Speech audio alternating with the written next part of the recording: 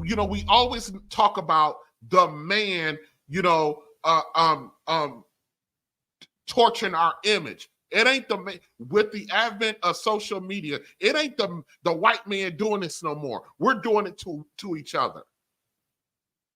This narrative that black men are not good fathers, which is a lie, that they're not involved fathers, which is a lie, that black men are broke, which is a lie, that black men are out here leaving their children unattended, unprotected, uncovered is a lie. This attitude that black men only want white women is a lie.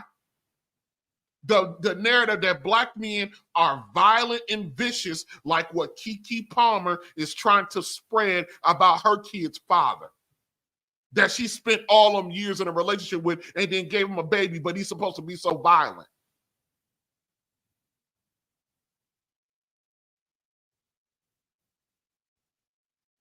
Black men's story. The reason why I'm saying when we fail, don't call it a comeback. We start from the back. We start from the back. Most of us start where this young man starts. Or worse.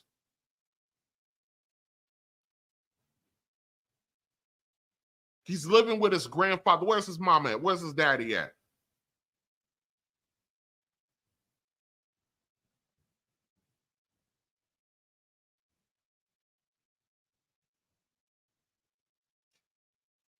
So now I'm going to sit here. I'm going to move from this young boy and I'm going to move to a man. Antwone Fisher. Most people know the Antwone Fisher story, the Denzel Washington movie based on a young man named Antwone Fisher who went to the Navy. This is another example. I'm going to show you the actual Antwone Fisher, not the brother that played him in the movie, but actual Antwone Fisher. And he's going to tell you a little bit of part of his story. Okay, here we go.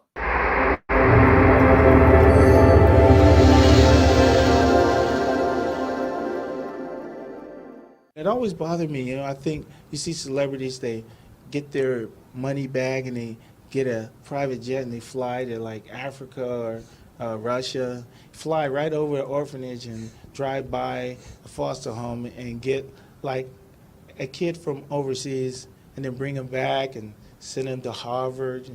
And then the American kids who has the same potential to be great in this society and wound up being pimps and prostitutes. It's not good. Do you think yes, you did. Do you think you'd be able to get Madonna to adopt her next child from a Cleveland foster home or orphanage? We have exotic people here, if that's what they're looking for. I was exotic. Well, my family didn't abandon me. My mother was in prison. She was 17. My father was murdered 2 months before I was born. He didn't know that she was pregnant, and he had his own life. It wasn't like she was the love that he wanted. He had another girlfriend who he had 2 children with, and she's the one that killed him. And so when of course, my mother couldn't keep me in prison, so she's 17, and when she got out, she never came to claim me. And Uncle asked, what do you think that does to somebody when your own mother won't even claim you? A lot of you will never understand what that feels like.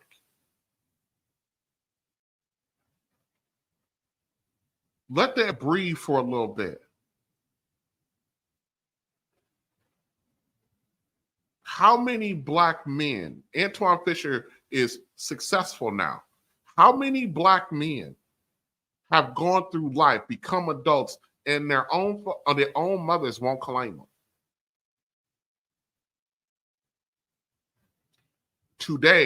Today's stream is very remarkable for me.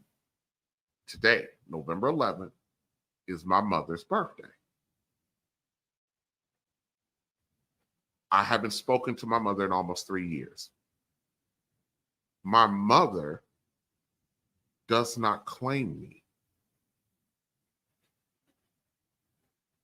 To a degree, I can relate to Antwone Fisher. A lot of you will never, ever be able to imagine what that does to someone when their own mother won't claim them. Not only the abandonment, but not claiming. Now, my mom didn't necessarily abandon me, but I was raised by my grandmother. My grandmother took me in when I was about 6 or 7 years old. But my mother does not claim me.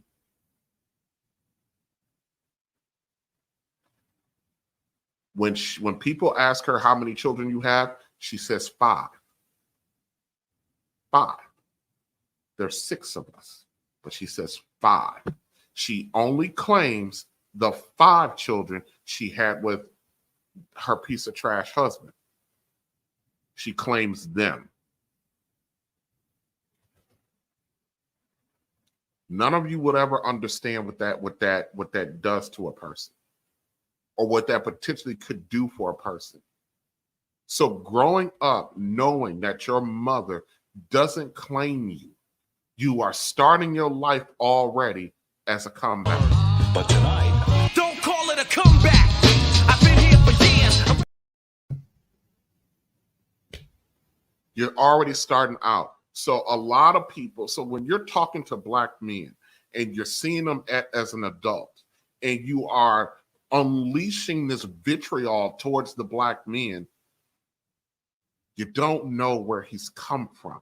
You don't know. And our women, they weaponize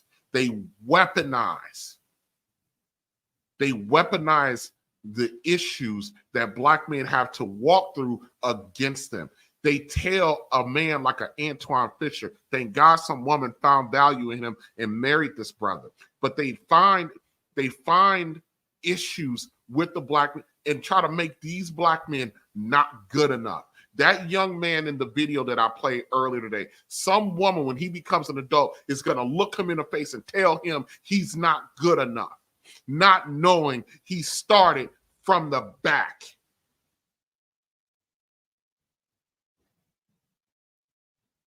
Most Black men know how to come out of failure because we were born into failure. Let's finish listening to Antwone Fisher. Her, who was I? And she said, oh, that's Johnny. And he said, no, that's Antwone Fisher. Who's Antwone Fisher? And she fainted, boom. And I just really felt sorry for her, right? I didn't feel like she owed me anything. She just seemed like a stranger, somebody I just happened to be seeing. So I felt sorry for her. So they got her up in the chair and she was. He said, my mother felt like a stranger. She felt like a stranger. She was just some woman to him. How do you think this is how do you think this can potentially manifest itself in this man? This brother he has a decision to make about who he wants to be. He has been rejected, abandoned, and never acknowledged by his mother. And his father was murdered, so whatever.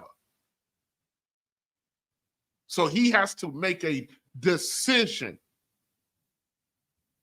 when he doesn't even know how to make decisions. And we walk around here and we're talking to Black men and we're treating Black men like we're treating them. I don't even have the vocabulary to describe how we treat Black men today.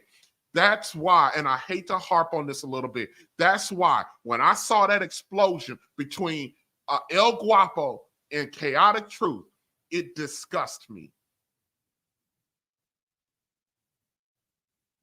Because we're already coming from behind. Before most of us become 16 years old, we already have a comeback story. But tonight, don't call it a comeback. I've been here for years. We already have a comeback story before we even get out of high school. Money making is my thing, cause I'm trying to be rich, trying to put away meals.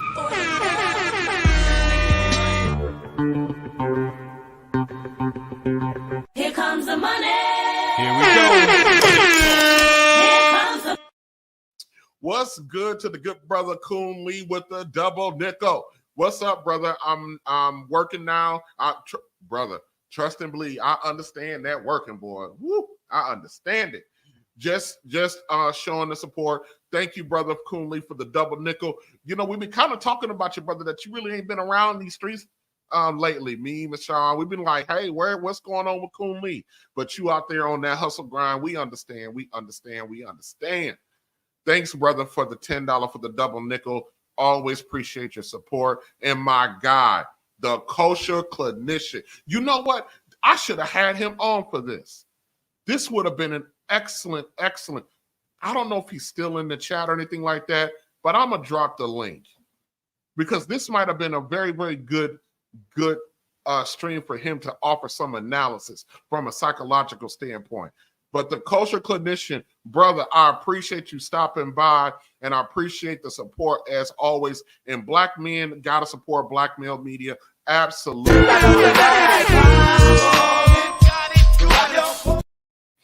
Shout out to the brother, the kosher clinician. And the link is in the chat for those of you who are listening. The link is in the chat. So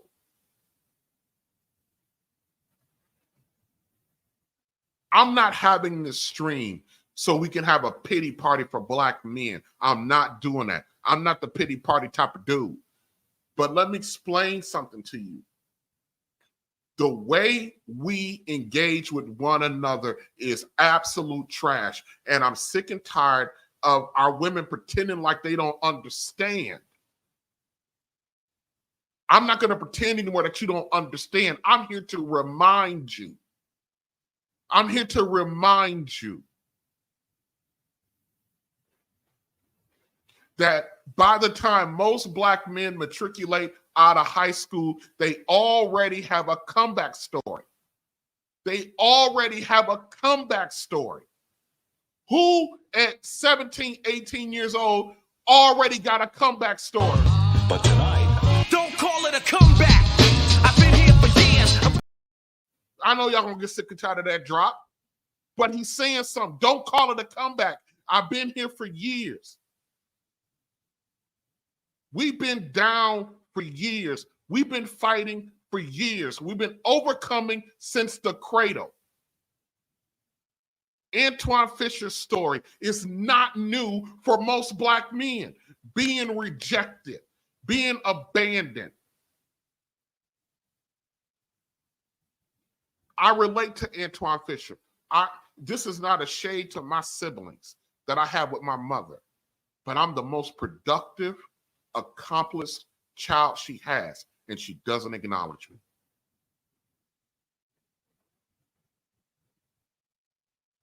When you are growing up and you suspect that your parent or parents don't like you, it's one thing to suspect it. It's another thing for them to verbally confirm it. Sisters, when you are dealing with, you talking to, and you're making judgments about the black men and the quality of who they are, remember, we all got a comeback story.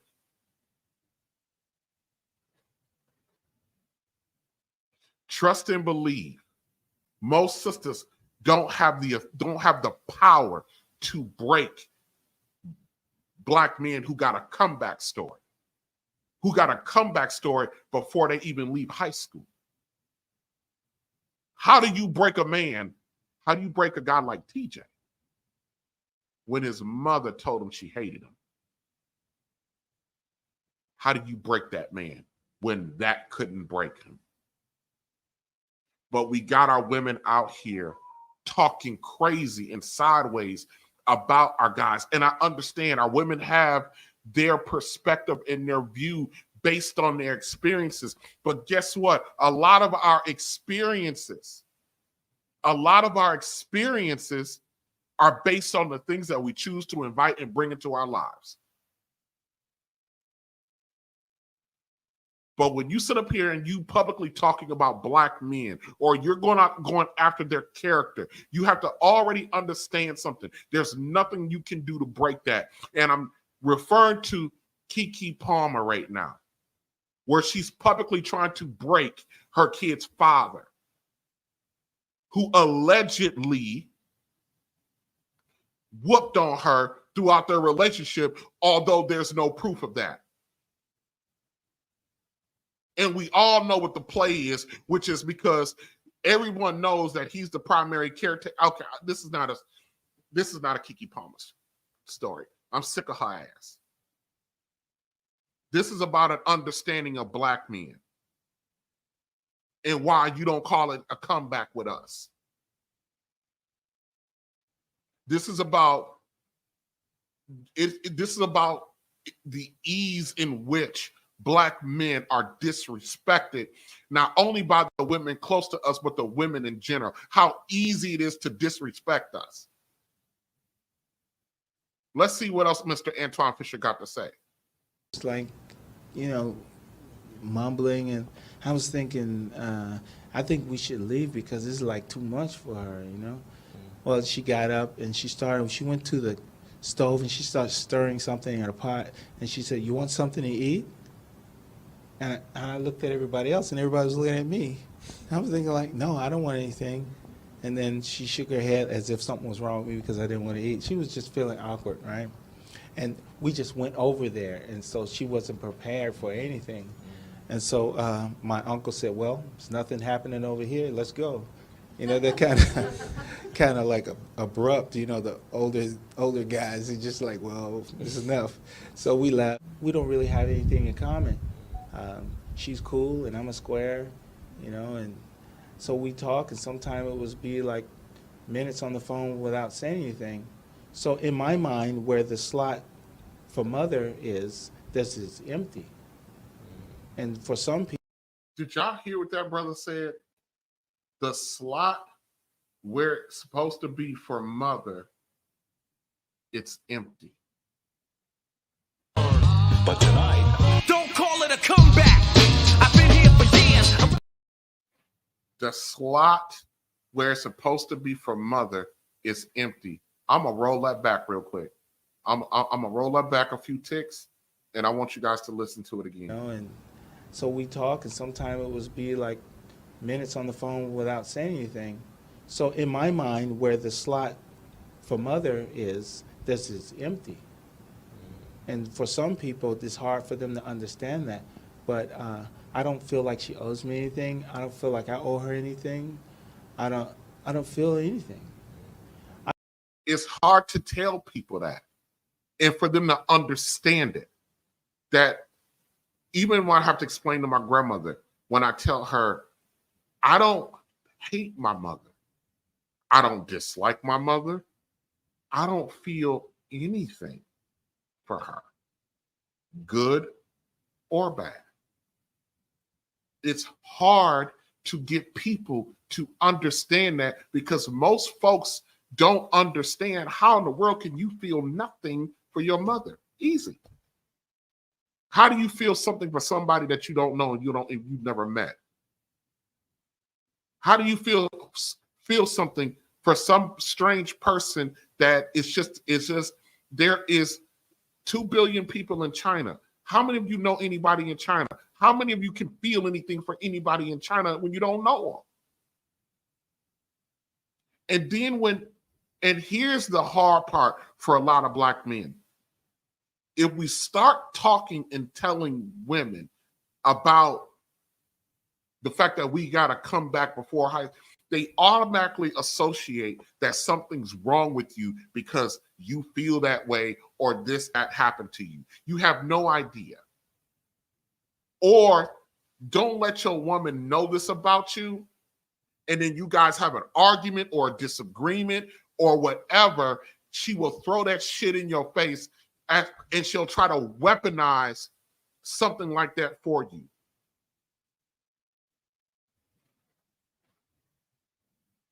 she'll try to weaponize that against you.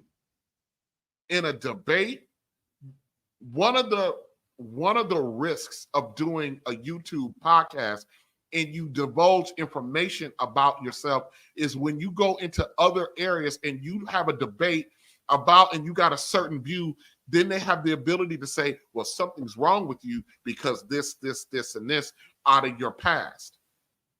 People like to weaponize stuff.